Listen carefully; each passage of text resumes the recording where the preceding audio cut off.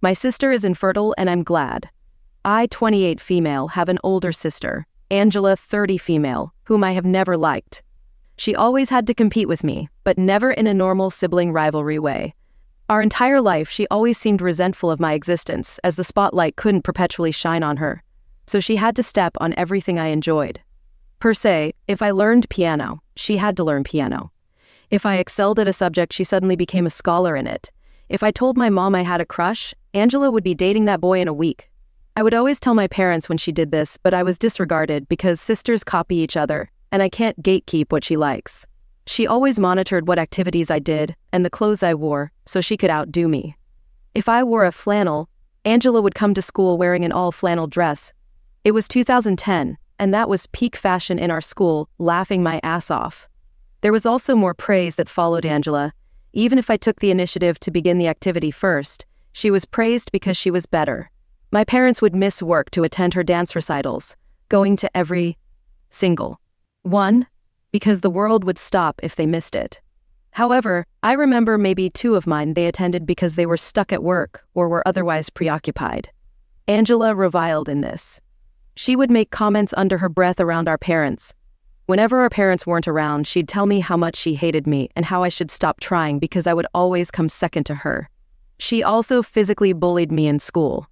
Angela purposely tripped me, threw things at me, and hit me in the hallways on a nearly daily basis. The school had gotten involved multiple times, threatening Angela with suspension, and my parents fought it every time. My parents repeatedly told administration that this was a family matter, and we were just bickering like normal sisters. She was never once reprimanded by either parent. Once Angela was caught impaling a cat on the school fence, and my parents still defended her, saying this was normal teenage behavior. I often was in trouble as Angela would start crying, saying how she was being targeted by the school when I had antagonized her. After one of these occasions, Angela cut and bruised herself to prove to Dad that I was the aggressor. I became a pariah due to Angela's malicious rumors about me, so it was difficult for me to make friends. I resorted to only befriending people from other districts. Angela eventually made sure I had nobody by stalking them, befriending them, telling all my friends lies about how I was favored by our parents, and I constantly bullied and belittled her. She even stole boyfriends of mine doing this, convincing them I was horribly mean and an awful person that copied her every move. Once she catfishes me on MySpace for 4 months and baited me into sending her nudes, which she proceeded to send my parents and everyone in school, including teachers. Later on, she told one of the boys I liked that those were actually her pictures, and I had catfishes her. The day of my high school graduation, my mom sat me down and told me Angela revealed the horrid abuse she'd suffered at my hand, and I was no longer welcome in their home. After moving out the next day, my parents made very few attempts to communicate with me, only the occasional holiday and birthday text. All financial aid was also abruptly ended as soon as I stepped foot on campus. I met my now husband shortly after this, and we were married within a year. They did not feel inclined to attend my wedding or even congratulate me. I informed my parents when I had my first child 8 years ago as an opening, but they have made no attempt to contact or meet any of my 3 children. Best I know of Angela now, from what I've heard, is that she got married to one of the boyfriends she stole from me in high school, and she's been posting about her infertility issues and how she can't offer my parents their first grandbaby. After years of silence, I received a text at 8 this morning from my mother that I will copy and paste below. Hey name, it's me, your mama.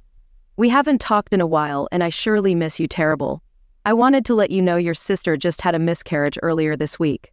Angie and Justin are struggling a lot right now. Send something a little sweet her way, I'm sure she'd appreciate it. Get back to me, I love you. I hate to say it, but I'm glad she's suffering. I'm glad she doesn't get to be a mother. If she tormented me for years, what would she do to a child? Especially a girl? I don't wish death on any baby, but I know in my heart that child would be damaged by her. I'm angry at my parents expecting me to have any sense of obligation to her. I don't even have any sense of obligation to them. They always believed her and dismissed me. I was always the problem child, and it's strange how my mother can be so warm to me when asking me to do something for my sister. Also the fact they cared more about my sister's now dead fetus than my actual children, who wonder why they only have one set of grandparents. I feel some sort of guilt for it, but I refuse to offer any condolences to my destructive, narcissistic sister who has been justified in her bad behavior since birth. Maybe this will change her. Help her develop empathy or any type of emotion that isn't hate or vindictiveness. If that happens, I would be more than willing to offer support, but until then, I feel nothing but a small inkling of happiness that she's hurt. Am I awful for this? Update 3 days later in the comments. Hey, I'm back with an update. I wanted to thank all of y'all sincerely for the comments, awards, and personal messages I've received. I feel very emotional knowing that my account of my childhood is finally being believed and met with warmth and support. It's been hard for me to talk about as many believe I'm being disingenuous or overdramatic. It's hard to believe, so I get it. So really thank you all from the bottom of my heart. I decided not to respond to my mother. I blocked both of my parents and I thought it would end there, but when does it ever? Wednesday morning, my messenger was being flooded with texts from my parents' siblings. Most of the messages consisted of me being told I need to answer my mother's calls and how callous I was being. I proceeded to block all of them as well. My cousin heard this from her younger sister, who is subject to being around my parents and Angela for family dinners. My mother and her siblings all live within a couple blocks from each other and eat together most nights. I don't know if I can post the screenshot, so I'll type out the messages. Aunt Kathy equal to my mom. I hope that makes this easier to understand. Angela kept calling me an abusive ingrate because she wouldn't talk to Aunt Kathy. Aunt Kathy said they need to start inviting me to family shit so she comes around to being a surrogate. It got weird real quick because Angela said she wants to use my husband's sperm so her kid is tall and has blue eyes. Then Kathy was saying how they just need to be around her for like a year, then they can cut her off again or whatever. Angela kept saying I am the only way she can have kids because she doesn't want to raise someone's trash baby. Reading those messages made me want to hurl. Do they think my uterus is some fish hatchery that can be bought with some kind words and casserole? It's nice to know Angela is too much OFA narcissistic ass to adopt though.